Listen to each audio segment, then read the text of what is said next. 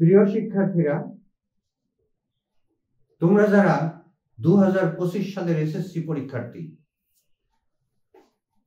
তোমাদের জন্য আমরা পদার্থবিজ্ঞানের বেশ কয়েকটি অধ্যায়ের গাণিতিক সমস্যা সমাধান করেছি। গত ক্লাস থেকে সাধারণ গণিতের কিছু গুরুত্বপূর্ণ অধ্যায় নিয়ে আলোচনা করা শুরু করেছি। তোমরা মনে রাখতে পারো যে এবারে আমার ধারণা অনুযায়ী এবং বিভিন্ন বোর্ড প্রশ্ন দেখে আমি সাধারণত যে একটা সাজেশন তৈরি করি, সেই সাজেশন অনুযায়ী আগামী এসএসসি পরীক্ষায় 14 এবং 15 অধ্যায় তোমাদের জন্য গুরুত্বপূর্ণ। তা আমরা 14 এবং 15 অধ্যায়ের জ্যামিতিক সমস্যাগুলি আলোচনা করব।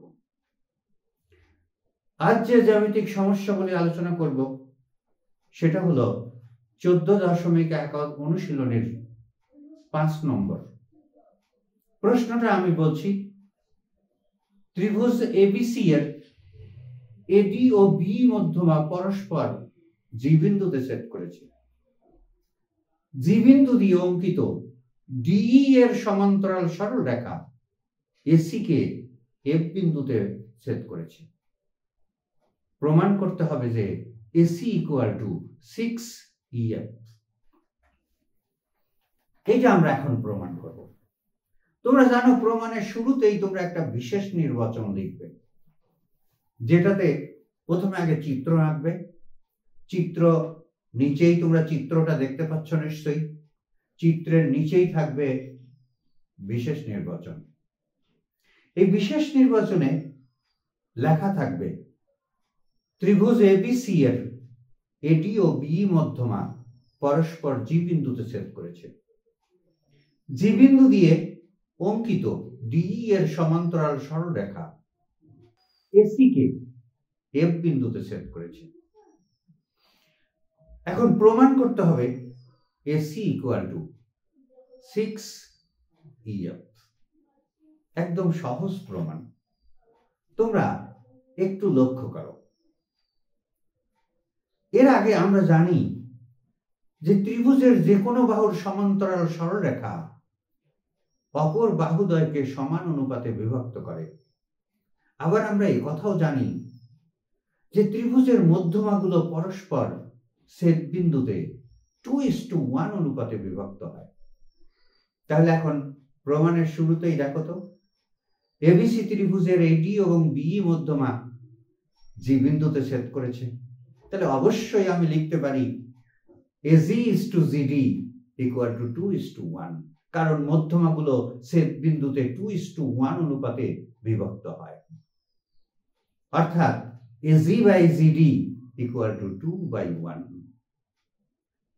এখন আরো সোজা কথা, এখন আমরা ত্রিভুজ ADE নেব। ত্রিভুজ ADE তে জিএফ রেখা ডি রেখার সমান্তরাল অঙ্কন অঙ্কনের শুরুতেই এটা আমরা বলেছি।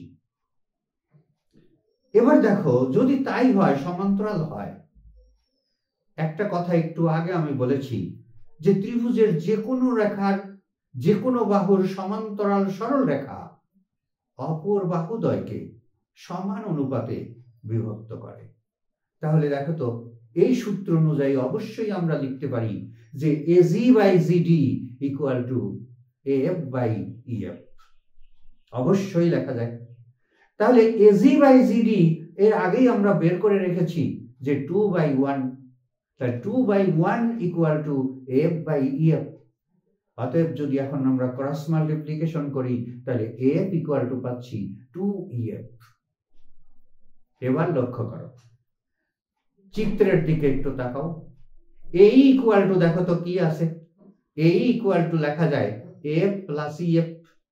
AF এর মান হচ্ছে 2EF, তাহলে 2EF প্লাস EF অর্থাৎ 3EF। আবার আমরা প্রথমেই উল্লেখ করেছি যে BE হচ্ছে মধ্যমা, তাহলে অবশ্যই ই বিন্দু এসি এর মধ্যবিন্দু। তাহলে এসি ইকুয়াল টু কি হবে, AE প্লাস সি, অর্থাৎ AE প্লাস AE, কারণ AE ইকুয়াল টু CE, অর্থাৎ তাহলে কি পেলাম? 2AE পেলাম। তো 2AE, এখানে যদি আমি AE এর মান বসায় দেই, AE ইকুয়াল টু 3EF, একটু আগেই প্রমাণ করে রেখেছি, তাহলে 2 ইন্টু 3EF অর্থাৎ AC ইকুয়াল টু 6EF। তোমরা বুঝতে পেরেছ, আসলে জ্যামিতিক সমস্যাগুলি খুব একটা কঠিন কিছু নয়।